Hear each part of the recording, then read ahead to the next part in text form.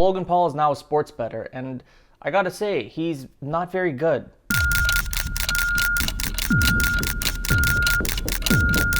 And it's gone. Now, everyone wants to support their favorite creators, right? You want to subscribe to their channel, you want to buy their merch, you want to go to their live show. But what if you can actually support your favorite creators and make money doing it? Welcome to the world of sports betting, where you can bet with Logan Paul and you can all make money together.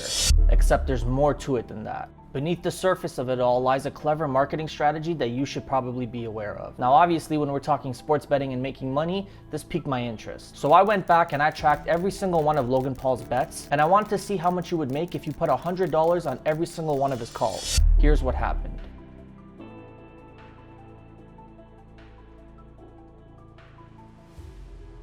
What's up, guys? My name is Sam. Welcome back to the channel. Here we discuss all things money related with the goal to help you achieve financial freedom. Now, sports betting can be a phenomenal way to make passive income if you know what you're doing. Now, early in 2021, Logan got into a partnership with Barstool Sportsbook. Dave Portnoy, who is the founder of Barstool, decided to work with Logan and make him somewhat of a brand ambassador. He has specialized picks that he makes, and then they offer boosted odds so that people part of the Low gang can jump in and ride the wave or ride the bet with Logan, whatever that bet may be. Now, just before we dive into the bets, guys, if you appreciate this type of content or you just appreciate the level of effort that went into this video, do me a huge favor and smash the like button for me, as it really does help the channel out. Also, consider subscribing and joining the team. It's free and you can always change your mind later. So now let's dive in and take a look at how much you would have made if you bet $100 on every single one of his calls. Bet number one, boosted to plus 425. Nick Chubb to record over 80.5 rushing yards and score a touchdown, and Cleveland Browns to win versus the Baltimore Ravens. Now, not only did Chubbs not record over 80.5 rushing yards, he also did not score a touchdown, and Cleveland lost.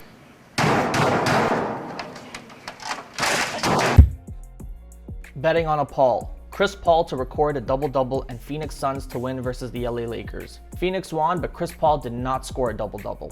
This bet lost.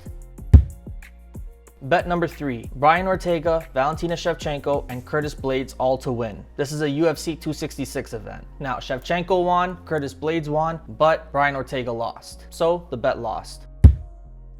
Bet four, Joe Burrow to win the Super Bowl MVP. That didn't happen. Now time for the Super Bowl MVP, Cooper Kupp. Bet lost. My homie and UFC's greatest, Sugar Sean O'Malley to win in round three. Boosted to plus 1,250. If this is your homie and you say he is one of the UFC's greatest, why would you take him in round three and not round one? Especially when a lot of MMA analysts were saying that that was a heavy mismatch. And that bet lost because Sugar Sean O'Malley knocked him out in the first round. Jason Herzog's taking a very That will do it! Sugar Sean O'Malley in round one! This is the worst.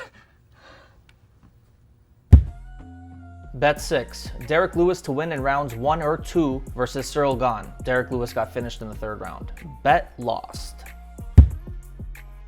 Now, if you've dipped your toes in the pools of sports betting, you might be familiar with certain effects that certain individuals have. Has anybody ever told you before your bad luck? People who are familiar with the MMA world have probably heard of the Chael Sonnen curse. Chael Sonnen obviously was a former UFC fighter and now a media personality, and he became known for a period of time of always picking the losers. So what a lot of sports bettors used to do is just wait for him to pick someone and then bet the house on the opposite. Or maybe you're more familiar with the Drake curse. The Drake curse is basically where Drake associates himself with a team or an individual or whoever, and that person ends up losing. This superstition got so strong at one point that football teams were banned from taking selfies with Drake due to these superstitions. You got Chael, you got Drake. Yeah, at one point Conan O'Brien had a little thing where any MMA fighter that would show up on the Conan O'Brien show would end up going on to lose, until of course Daniel Cormier broke that curse. How soon after you won this match did you think about the Conan curse? Immediately.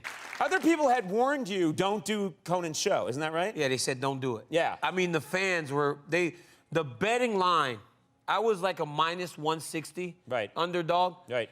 The day after I left here, I was up at 240. Nothing's crazier than the fact that I just won this fight, even though I went to Conan. So now you have people like Chael Sonnen and Drake. Is Logan now the next person? Canelo to win by KO, TKO, or disqualification in rounds 5 to 8. Canelo won in round 3. This bet lost. Kamaru Usman to win by unanimous decision. Kamaru won in round 3. This bet lost. Tyson Fury by KO. Bet lost. Actually, no, bet won. Fury throwing that uppercut again. Oh! Holy crap.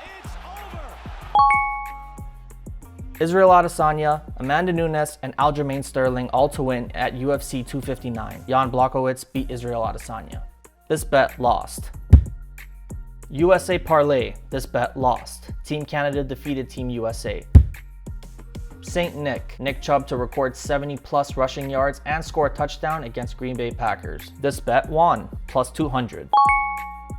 Ohio and Virginia Commonwealth long shot. This bet lost.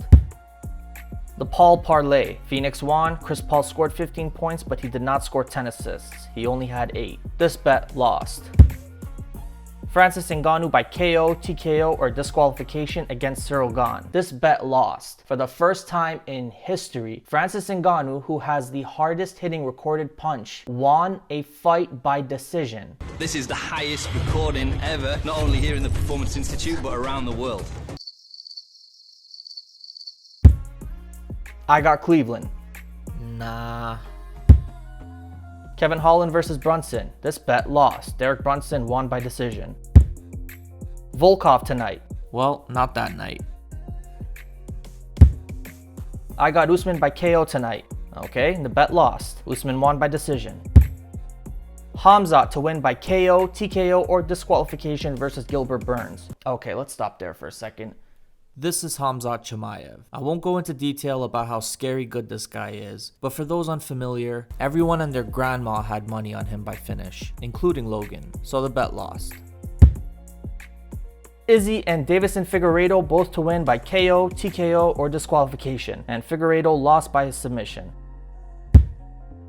Kevin Holland to win via KO, TKO, disqualification. This bet lost. Paul Parlay boosted to plus 250. This bet actually won.